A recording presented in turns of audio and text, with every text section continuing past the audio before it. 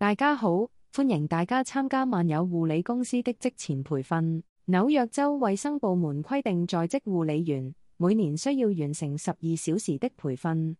護理員每半年需要參加一次為期6小時的培訓。在這次的職前培訓結束後，護理員將學到以下知識：護理員的責任和義務、健康保險隱私及責任法案、護理計劃書、電子訪問驗證打鐘、感染控制、標準性預防措施、何時尋求緊急醫療救助、扶抱技巧、預設醫療指示及預設臨終照顧計劃。首先，我們說一下護理員的責任和義務。護理員應保障病人的安全和舒適的居家生活。護理員的角色是促進病人的獨立性，並鼓勵病人完成一些力所能及的事情，來確保在沒有護理服務時，病人也能維持基本生活。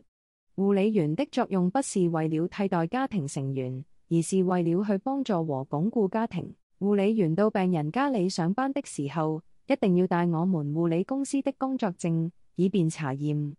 要記下病人的名字、地址和緊急聯繫人。因為還是新冠疫情的情況，我們建議護理員上班戴口罩，平時也應勤洗手，保持衛生。護理員要保持外表整潔，履行護理計劃書中的職責，履行政府和保險公司的要求，使用電子打鐘，準時上下班。替病人購物時，請務必保存收據。護理員還需要提醒病人食藥，監測和報告病人的病情變化。如果工作時間可能出現變化，請立刻通知護理公司的輔導員。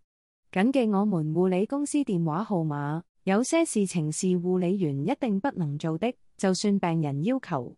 護理員盡量不要上班遲到，不能提早下班和擅自調班，不能讓病人提早在工作表上簽名，不能帶小孩或朋友到病人家裡，不能執行護理計劃書中沒有列出的任務，不能幫病人分藥和為病人食藥，包括眼藥水、塗抹皮膚的藥膏、肛門的藥物栓劑，不能幫病人測血糖，不能幫病人按摩，因為如果病人正在使用抗凝血劑、即稀血藥，很容易引起內部出血。注意職業形象，工作時間不能喝含酒精的飲料或抽煙，不能穿不恰當的服裝和濃妝豔抹，不能接受病人的小費和酬金，或向病人借錢，不能未經授權使用病人家的藥匙，不能擅自使用病人的車或護理員的車承載病人，不能不報告公司病人的身體情況變化或任何緊急情況。切記不能未經病人授權泄露病人的個人信息或給予相關醫療的建議。HIPAA 健康保險隱私及責任法案是美國在1996年所頒布的聯邦法律。該法律制定來保護個人醫療信息的隱私和安全。任何關於病人隱私的信息，無論是口頭還是書面，都不能披露給未獲得授權的人。對於不當泄露病人健康信息的行為，會根據過失的程度而有不同的刑罰。每項信息的泄露可能需要承擔100元至5萬元的罰金，最高刑罰每年150萬美元。違法行為也可能需要接受高達10年的監禁。護理計劃書。當病人第一次加入護理公司的時候，探訪護士會為病人制定一份護理計劃書，之後每半年護士會更新一次。我們建議病人將護理計劃書貼在冰箱上。護理計劃書列出護理員需要為病人完成的任務，例如簡單的家務、準備飯菜、洗衣服、購物、提醒病人吃藥、陪同病人看醫生、個人護理、洗澡、穿衣服、皮膚護理等。護理員只能做護理計劃書中列出的任務。安全是最重要的。再次提醒一下護理員，有關病人的任何變化，請立刻通知護理公司的輔導員。電子訪問驗證 EVV 就是我們所說的打鐘。電子訪問驗證是因為政府通過了一條法案，叫做21世紀 QS 法案。通過這個法案以後，紐約州醫療補助計劃資助的上班護理員必須使用電子驗證系統打鐘。從2021年1月1日開始，需要使用電子訪問驗證的服務包括持證個人護理計劃、持證家庭護理計劃和親友照顧自動護理計劃。電子打鐘系統 EVV 是一種使用電子技術來確保受益人獲得紐約州醫療補助計劃批准的服務得到照顧。護理員將要使用政府規定的電子訪問系統來記錄上班和下班的時間與職責。政府規定我們需要利用電子訪問系統來確認一下的資料包括服務日期、護理員上下班時間、病人得到的服務類型、病人是哪一位、護理員工作的地點和護理員的工作項目。在紐約州以及醫療保險和醫療補助服務中心 CMS 的指導下，收集 EVV 電子打鐘數據。合規的只有3種方法。他們相信打鐘系統可以準確的收集數據，防止欺詐、浪費和濫用。美國政府規定的電子打鐘方法有以下3種。第一種是智能手機或者是平板電腦，只需要安裝一個 App 就可以記錄你的上下班時間以及你所做的任務。第二就是放置在受益人家中的固定設備，叫做 Fob。第三種是最常用的，就是用受益人的電話，用電話來打鐘。政府規定只有護理員才可以使用打鐘系統驗證，受益人是不可以幫護理員打鐘的。以下就是打鐘的流程。首先，護理公司會將病人和護理員的資料輸入電腦系統，隨後也會將保險公司安排的服務日期與時間輸入系統。如果有打鐘的話，就會記錄在系統裡面。如果打鐘成功，系統就會有你的打鐘記錄。如果打鐘不成功，護理員則需要提交一份工作表。如果打鐘不成功的話，護理員需要填寫工作表。工作表需要病人的簽名，然後交給護理公司驗證服務的時間。政府規定填寫工作表只適用於非必要的情況下使用。政府需要護理員和護理公司盡最大的努力去使用電子驗證方式去完成工作時間和服務。白卡受益人和他們的家人需要知道電子系統驗證。白卡受益人的服務時間、服務鐘數和服務地點不會因為採用了電子驗證系統而有所影響。如果需要更多資料，可以登錄政府的網站，了解更多的資訊。以下就是政府的網址和政府的電子郵件。如果你有任何的疑問，你都可以打電話給我們的同事，他們會很樂意解答你的問題。護理員必須遵守標準性預防措施。手部衛生是最有效防止疾病傳播的方法。護理員應保持手部衛生，勤洗手。當到達病人家時，進食及處理食物前和後，處理病人嘔吐或腹瀉前和後，處理傷口前和後，上完廁所後，換尿褲或擦拭大小便後，當手被呼吸道分泌物污染後，例如打噴嚏及咳嗽後，觸摸動物、動物飼料或動物糞便後，處理垃圾後，觸摸公共物件例如電梯扶手、升降按鈕、門柄後，觸摸自己眼睛、鼻子、嘴巴前，觸摸口罩後，戴手套前和摘掉手套後，或任何時候發覺雙手骯髒時，都應該洗手。每次洗手遵循這幾步，先用乾淨的自來水濕潤雙手，加入洗手液，用手擦出泡沫，揉搓手掌、手背、指隙、指背、拇指、指尖、手腕至少20秒，即大概是2次生日快樂歌的時間。用清水將雙手徹底沖洗乾淨，用抹手紙抹乾雙手。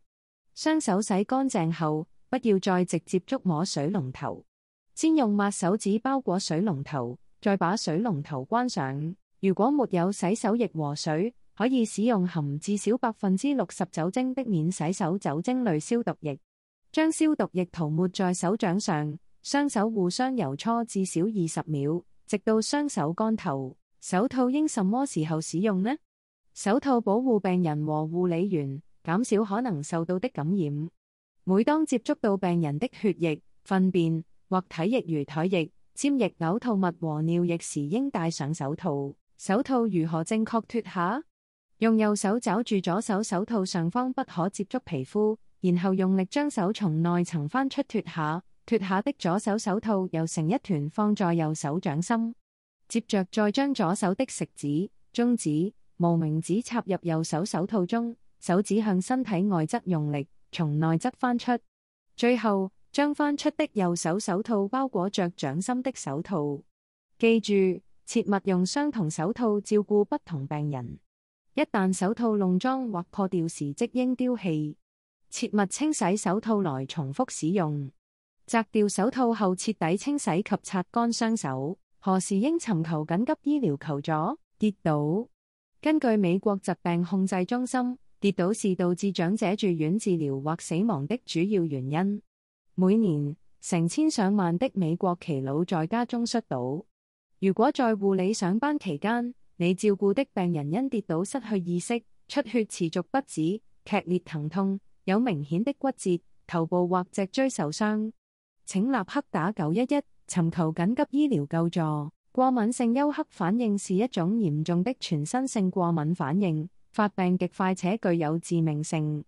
通常會伴隨以下症狀：皮膚瘙癢紅腫、面部、眼睛、嘴唇、舌頭或咽喉腫脹、呼吸困難、心律失常、腹瀉嘔吐、頭暈、昏迷。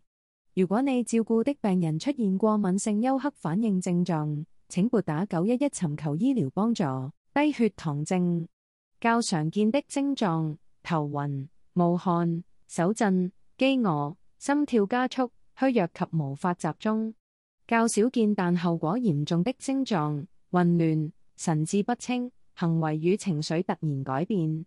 如患者在清醒情況下出現低血糖症狀，可盡快給他令血糖快速升高的高糖分食物，例如2至3粒方糖或1/3杯葡萄糖水或高糖汽水。患者應在進食後10至15分鐘測試血糖，若血糖仍低於70，應重複進食以上食物。若重複處理3次後血糖仍未能回升，請即求醫治理或致電911求助。高血糖症症狀包括尿頻、極度口渴、肚痛、噁心、呼吸急促，嚴重者可以昏迷。若血糖高於450，應盡早找醫護人員診治。若血糖高於270，患者也應測試尿液是否有酮體出現。呼吸帶有甜果味是酮酸中毒症 DKA 的症狀。若尿液出現酮體，必須盡早找醫護人員診治。心絞痛是心肌缺血引起的胸痛，疼痛位置通常位於胸部中間，甚至胸骨底部。疼痛特性是緊縮壓迫感，病人常有焦慮不安的感覺。疼痛會放射到其他部位，如頸、手臂。心絞痛持續時間通常是3至5分鐘。如果懷疑病人心臟病發作，服用瀉下硝酸甘丸不起作用，應立刻致電911，切勿拖延。腦血管意外，即中風，是指腦部缺血造成的腦細胞死亡。可以用英文首字母 B-FAST 記住中風的警示症狀。B 是 balance 平衡或協調能力喪失，突然出現行走困難。E 是 eyes 眼睛，突發的視力變化，看東西很模糊。F 是 face 面部不對稱，口角歪斜，無法正常微笑。A 是 arms 雙臂，手臂突然無力感或麻木感，通常出現在身體一側。S 是 speech 言語，突然意識錯亂，說話或理解簡單語句困難。T 是 time 時間。上述症狀可能意味着出現中風，請勿等症狀自行消失，立即撥打911獲得醫療救助。中風可能會導致患者半邊偏癱、步行困難，所以護理人員在照顧中風患者時需要知道如何協助他們步行。如果物理治療師建議患者使用手杖，那麼患者應是把手杖拿在比較有力氣那一側。如果患者使用4角手杖，旋轉把手可調節手杖左右手方向，使用的時候要讓向外延伸比較多的那一側靠外。如果患者使用助行器，站立時助行器把手之高度應與腰同高。大部分助行器都可調節高度，使用助行器腿上的按鈕，可以輕重調節。協助中風患者步行時，切忌站在患者較弱那一側。如果患者摔倒，患者會倒向身體較弱那一側。每個中風患者的恢復情況都不一樣，中風幸存者可能會有不同程度的後遺症。他們可能需要協助翻身、上下床或使用輪椅。護理人員需要學習轉移位技巧和正確姿勢，盡量減少因不當的動作而造成對自己和患者的傷害。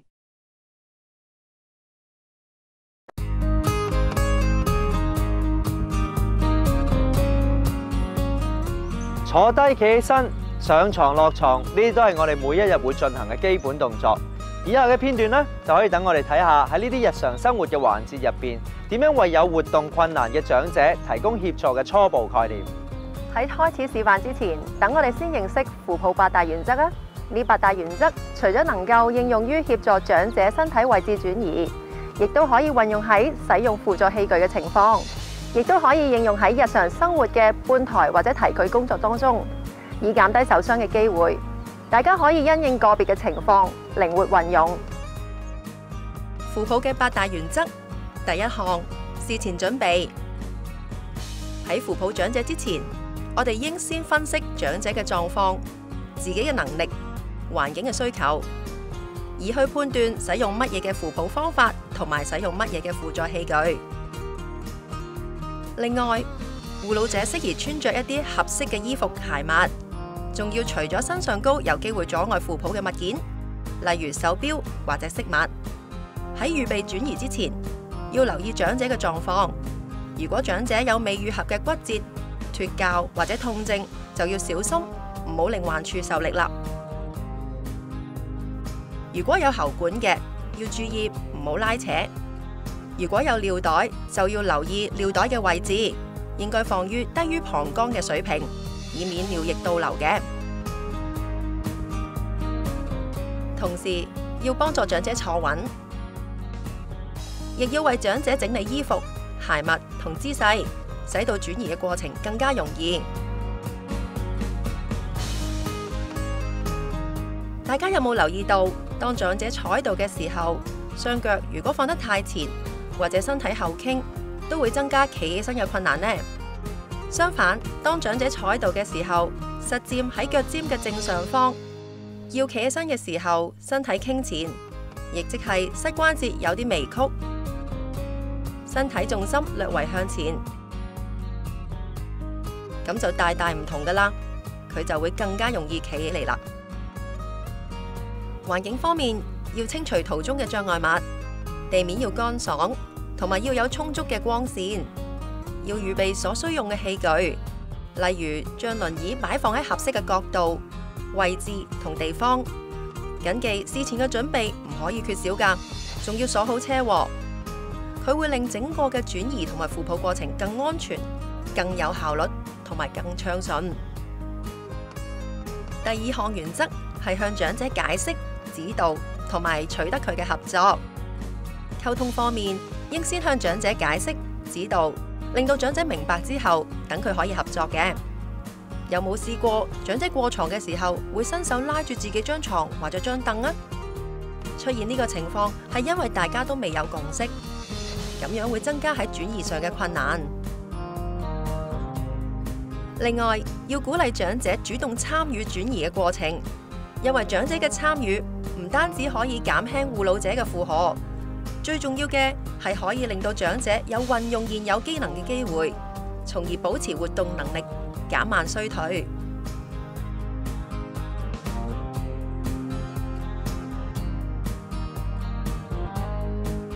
第三項原則係正確嘅姿勢，即係扶抱長者嘅時候要保持腰背挺直、收緊腹部同埋紮馬嘅。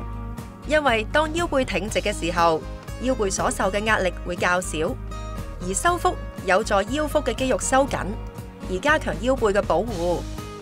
另外，紮馬可以令護老者企得更穩，同埋可以以下肢發力，從而減少腰背受傷嘅機會。第四項原則係緊抱長者。緊抱長者嘅時候，長者要感到舒適，又唔可以俾佢跌倒。究竟點樣緊抱長者先可以提高長者同護老者嘅安全，又能夠減低身體各關節嘅勞損呢？答案係護老者要以較大嘅關節同埋肢體較強嘅部位去承托長者。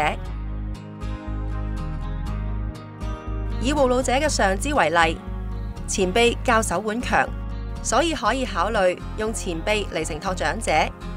另外，護老者亦都唔好過分屈曲關節，以免增加關節嘅負荷。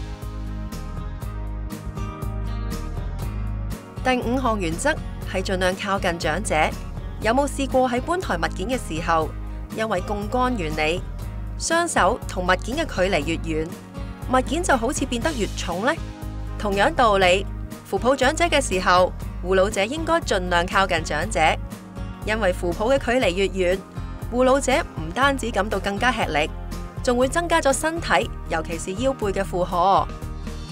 另外，盡量靠近長者嘅時候，護老者嘅肢體就可以避免過度伸展。第6項原則，護老者嘅其中一隻腳要指向目的地，同埋要以下肢發力。腳尖指向目的地，例如輪椅，能夠幫助護老者順暢而有效咁轉移重心。用下肢發力，即係用身體最強嘅大腿肌肉嚟發力，咁就可以減輕腰背同埋上肢嘅負荷啦。第7項原則係由一位護老者發號施令，即係喺長者能夠同步參與轉移過程嘅情況，又或者長者嘅身體太重或者太弱，需要由2位或以上嘅工作人員協助嘅時候，咁就要由其中一人發號施令，咁樣大家就可以更合拍，以減低受傷嘅機會。另外，發號施令嘅時候，大家要數1、2、3之後先發力啊，定係數到第3聲嘅時候發力呢？呢個亦需要事先溝通清楚，以加強默契。第8係利用輔助器具，喺情況許可下，要盡量使用合適嘅輔助器具，以減輕護老者身體嘅負荷。不過，無論使用任何嘅器具，亦都要遵守同埋靈活運用上述所講嘅扶抱原則。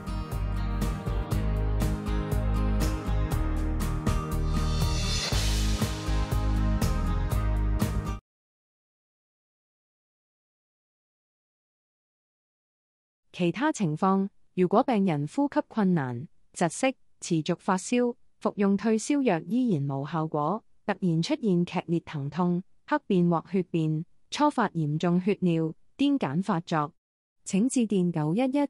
當病人和自己生命受到威脅時，請立刻撥打911。護理公司支持和尊重每個病人參與自己的醫療保健決策，這是紐約州法律的權利。我們護理公司的護士在初次評估時會與病人討論是否有預設醫療指示或參與善終服務，並記錄在病人病歷中。切記，善終服務的病人，當緊急情況發生時，護理員應致電善終服務的緊急電話，請勿撥打911。希望以上資訊對你有幫助。如果有任何疑問或有需要，請致電2129208188或親臨我們辦公室。謝謝。